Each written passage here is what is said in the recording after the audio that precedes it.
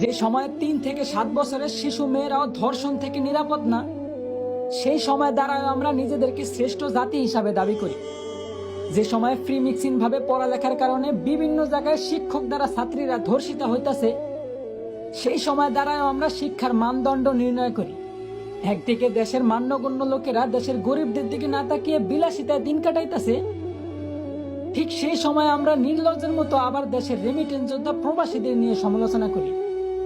হ্যাঁ, এই সময়ও দেশের প্রধানমন্ত্রী একজন মহিলা, কিন্তু তারপরেও দেশের মা বোনদের আমরা ধর্ষণ থেকে বাঁচাতে অসক্ষমতা প্রকাশ করি।